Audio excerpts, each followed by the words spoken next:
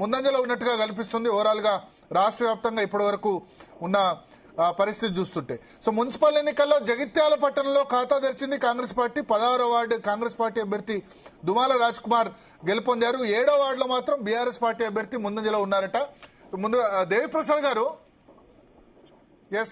దేవిప్రసాద్ గారు, మెదక్ జిల్లాలో మాత్రం బీఆర్ఎస్ ముందంజలో ఉంది. ఇప్పటివరకు వచ్చిన నర్సాపూర్ కానీ మిగతా స్థానాల్లో కానీ రామాయంపేట కానీ మీ సొంత జిల్లా ఉమ్మడి మెదక్ జిల్లా ఏంటి, ఎటువంటి రిజల్ట్ ఎక్స్పెక్ట్ చేస్తున్నారు? ఎక్కడెక్కడ మున్సిపాలిటీస్ లో బీఆర్ఎస్ ఈసారి గెలవచ్చు? ఇప్పుడు భరత్ గారు, నేను జైరాబాద్ లో ఉన్నా, ఇప్పుడు కూడా జైరాబాద్ దగ్గరనే ఉన్నా. జైరాబాదు, కోయిరు, సంగారెడ్డి, ఈ సదాశివపేట, ఈ సంగారెడ్డి జిల్లాలో మెజారిటీ మున్సిపాలిటీలలో బీఆర్ఎస్ పార్టీ జెండా ఎగరేయడం ఖాయం భరత్ గారు. ఎందుకంటే ఇక్కడ ప్రతిస్పందన బాగా ఉంది. ఇక్కడ ప్రజలందరూ కూడా డెఫినెట్ గా, ఎందుకంటే ఇది కేసీఆర్ కు సంబంధించినటువంటి జిల్లా, హరీష్ రావుకు సంబంధించినటువంటి జిల్లా, ఒక సుదీర్ఘ కాలంగా బీఆర్ఎస్ పార్టీకి అండదండలుగా ఇస్తున్నటువంటి జిల్లా. డెఫినెట్ గా మేము ఇక్కడ మెరుగైనటువంటి స్థానాలు పటం చెరువుతో సహా మెజారిటీ స్థానాలు చేస్తాం. దుబ్బాక, గజ్వేలు అన్నిట్లో కూడా మెదక్ జిల్లాలో, ఉమ్మడి మెదక్ జిల్లాలో ఈ మాకు ఆశాజనకమైనటువంటి ఫలితాలు వస్తాయనేటువంటి విశ్వాసం మాకుంది భరత్ గారు. ఓకే ఓకే ఓకే సో ఒకసారి రిజల్ట్స్ కంటిన్యూస్ గా చూద్దాం. 3 చింతలపల్లి మేడ్చల్ అసెంబ్లీ నియోజకవర్గం మల్లారెడ్డి కాన్స్టిట్యున్సీ బీఆర్ఎస్ ప్రభంజనం కనిపిస్తుంది. 3 చింతలపల్లి మున్సిపాలిటీలో 4వ వార్డు బీఆర్ఎస్ అభ్యర్థి విజయం, 16వ వార్డు బీఆర్ఎస్ అభ్యర్థి, 13వ వార్డు బీఆర్ఎస్, 7వ వార్డు బీఆర్ఎస్, 1వ వార్డు కాంగ్రెస్, 10వ వార్డు కాంగ్రెస్.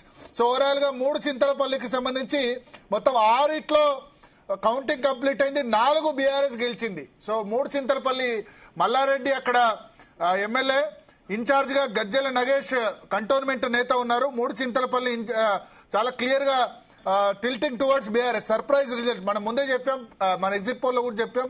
మేడ్చల్లో మల్లారెడ్డి హవా ఉందని చెప్పి. మేడ్చల్ జిల్లా అలియాబాద్ లో 19వ వార్డులో బీఆర్ఎస్ అభ్యర్థి గెలుపొందారు. 10వ వార్డు కాంగ్రెస్ అభ్యర్థి, 7వ వార్డు స్వతంత్ర అభ్యర్థి. 3 చింతలపల్లిలో ఇంకో వార్డు 19వ వార్డు రిజల్ట్ కూడా వచ్చింది, గిరిపల్లి రమేష్ బీఆర్ఎస్. సో మొత్తానికి 3 చింతలపల్లిలో 5 బీఆర్ఎస్, 2 కాంగ్రెస్. ఎల్లంపేట మున్సిపాలిటీ, ఇది కూడా మల్లారెడ్డి మేడ్చల్ కిందికి వస్తుంది. 10వ వార్డు, 12వ వార్డు, 16వ వార్డు 3 వార్డులు బీఆర్ఎస్ గెలుచుకుంది. కాంగ్రెస్ పార్టీ 2 వార్డులు, 1వ వార్డు, 15వ వార్డు గెలుచుకుంది. సో 3 చింతలపల్లి, ఎల్లంపేట, అలియాబాద్ 3 చోట్ల కూడా మల్లారెడ్డి హవా మనకు కొనసాగుతుంది. గోపి ఫోన్ లైన్ లో ఉన్నారు. గోపి, ధర్మపురికి సంబంధించి 1వ వార్డు, 3వ వార్డు 2 కూడా కాంగ్రెస్ పార్టీ గెలిచినట్టుగా సమాచారం అందుతోంది. ప్లస్ ఇక్కడ జగిత్యాల్లో బోని చేసింది కాంగ్రెస్ పార్టీ. రాజ్ కుమార్ 16వ వార్డు, జీవన్ రెడ్డి వర్గీయుడ, సంజయ్ కుమార్ వర్గీయుడ రాజ్ కుమార్. భరత్, అయితే జగిత్యాల జిల్లాకు సంబంధించి 5 మున్సిపాలిటీలకు సంబంధించి ఒక్కొక్కటిగా అయితే ఫలితాలు అయితే బయటకు వస్తున్న పరిస్థితి కనిపిస్తుంది. ఇటు ధర్మపురిలో 1వ వార్డు కాంగ్రెస్ అభ్యర్థి విజయం సాధించినట్టు కూడా తెలుస్తుంది. అదేవిధంగా 13వ వార్డుకు సంబంధించి కాంగ్రెస్ అభ్యర్థి విజయం సాధించినట్టు కూడా అయితే మనకు తెలుస్తుంది. జగిత్యాలలో మాత్రం 16వ వార్డు రాజ్ కుమార్ కాంగ్రెస్ విజయం అయితే సాధించారు. ఇతను ఎమ్మెల్యే సంజయ్ కుమార్ అంచరు కూడా తెలుస్తుంది. పూర్తి స్థాయిలో ఇటు పోటీతో సహా సంజయ్ కుమార్ వర్గీయులకు 30 టికెట్లు ఇచ్చుకున్నారు, కానీ 50 మందికి ప్రచారం చేశారు. జీవన్ రెడ్డి ఇచ్చిన వాళ్ళకు కూడా సంజయ్ కుమార్ ప్రచారం చేశారు, కానీ జీవన్ రెడ్డి ఇచ్చిన 20 బీఫాముల్లో జీవన్ రెడ్డి ప్రచారం చేయలేదు. సో తను ఇచ్చిన బీఫామ్ వాళ్ళకు కూడా తను ప్రచారం చేయలేదు. బట్ ఓన్లీ ఇండిపెండెంట్ 30 మంది అభ్యర్థులకు మాత్రమే జీవన్ రెడ్డి ప్రచారం చేశారు, అంతేనా? నో బర, ఇది మన జగిత్యాల ఎమ్మెల్యే సంజయ్ తన అంచెలు ఏదైతే 35 మందికి టికెట్లు ఇచ్చారో వాళ్ళకు మాత్రమే ప్రచారం నిర్వహించారు. జీవన్ రెడ్డి అంచెలకు అయితే ప్రచారం అయితే నిర్వహించలేదు. ఒకసారి క్రాస్ చెక్ చేసుకోండి. 49 వార్డుల్లో సంజయ్ కుమార్ ప్రచారం చేశారు, 1 వార్డు తప్ప అని చెప్పారు. మళ్ళీ ఒకసారి క్రాస్ చెక్ చేసుకోండి.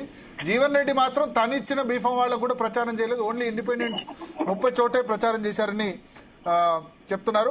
సో ఓవరాల్ గా జగిత్యాలలో ఏం రిజల్ట్ ఉంటుంది? కాంగ్రెస్ ప్లస్ కాంగ్రెస్ ఇండిపెండెంట్ లేదా హవానా? బీజేపీ బీఆర్ఎస్ కి ఏమైనా ఛాన్స్ ఉందా? లేదు, కాంగ్రెస్ ఇండిపెండెంట్ లా హవానే ఎక్కువ కొనసాగే అవకాశం అయితే మనకు కనిపిస్తుంది.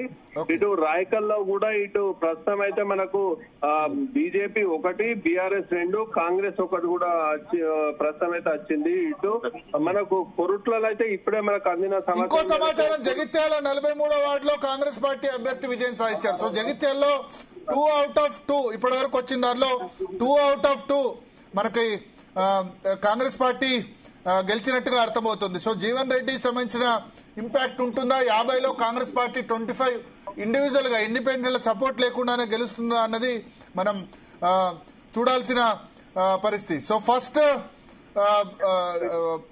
రిజల్ట్స్ క్రమక్రమంగా వెలువడుతున్న పరిస్థితి. హుస్నాబాద్ మున్సిపల్ ఎన్నికల్లో కాంగ్రెస్ పార్టీ ఆధిక్యత కనబరుస్తుంది. మంత్రి పొన్నం ప్రభాకర్ ప్రాతినిధ్యం వహిస్తున్న నియోజకవర్గం 4, 5, 6, 7 ఈ 4 వార్డుల్లో కూడా కాంగ్రెస్ పార్టీ గెలిచింది. ఎస్ గోపి, హుస్నాబాద్ లో పొన్నం ప్రభాకర్ నిలబెట్టుకుంటారా ఆయన?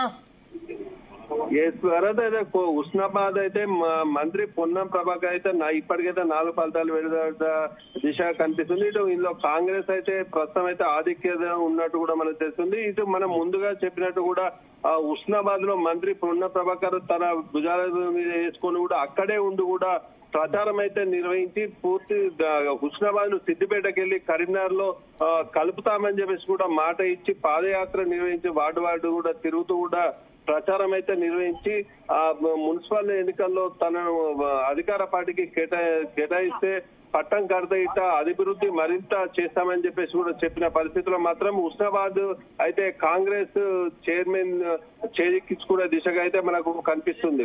ఓకే ఓకే ఓకే సో మళ్ళీ రిజల్ట్స్ వస్తున్నాయి. సంగారెడ్డి జిల్లా గడ్డిపోతారంలో బీఆర్ఎస్ ఆధిక్యత కనబరుస్తుందట. టోటల్ బహుశా 11, 12 వార్డ్స్ ఉన్నాయి. గడ్డిపోతారం కొత్తగా పటాన్ చెరువు నుంచి విడదీసి పటాన్ చెరువులో కొత్తగా ఏర్పడ్డ మున్సిపాలిటీ. పటాన్ చెరువులో ఇక్కడ మనకు బీఆర్ఎస్ ఎమ్మెల్యే గూడెం మహిపాల్ రెడ్డి ఉన్నారు. గూడెం మహిపాల్ రెడ్డి సోదరుడు ఆల్రెడీ ఎన్నికల ముందే బీఆర్ఎస్ లో చేరారు. లాస్ట్ రోజు గూడెం మహిపాల్ రెడ్డి కూడా బీఆర్ఎస్ అభ్యర్థులకి ప్రచారం చేశారు. కాటా శ్రీనివాస్ గౌడ్, నీలం మధు ముదిరాజ్ ఇద్దరు కలిసి గడ్డిపోతారంలో కాంగ్రెస్ పార్టీ ప్రచారం చేశారు.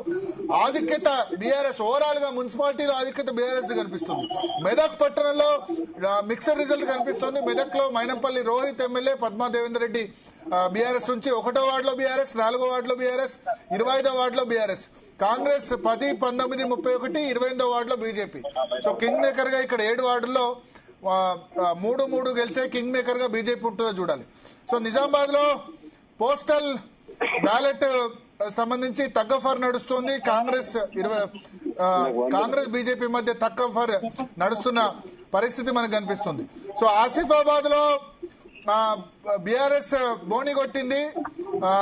బీఆర్ఎస్ అక్కడ గెలిచిన పరిస్థితి. ఆసిఫాబాద్ మున్సిపాలిటీలో 7 వార్డుల్లో ఆధిక్యంలో బీఆర్ఎస్ కనిపిస్తోంది. ఆసిఫాబాద్ కోవా లక్ష్మి అక్కడ బీఆర్ఎస్ ఎమ్మెల్యే ఉన్నారు. Surprising result. Daso Shravan in charge గా ఉన్నారు. ఆసిఫాబాద్, సిర్పూర్, కాగజ్నగర్ రెండిట్లో కొంత ఇంపాక్ట్ ఉంటుందని చెప్పారు. సో అదేవిధంగా నందికొండ, కోదాడకు సంబంధించి ఓవరాల్ గా పోస్టల్ బ్యాలెట్ లో కాంగ్రెస్ పార్టీ ఆధిక్యత కనిపిస్తుంది. భువనగిరి మున్సిపాలిటీ 5వ వార్డులో బీజేపీ గెలిచింది. అదేవిధంగా కోరుట్లలో 25వ వార్డు బీజేపీకి సంబంధించిన అభ్యర్థి అక్కడ గెలుపొందిన పరిస్థితి. మరిపేడలో 14వ వార్డు 120 ఓట్ల ఆధిక్యంలో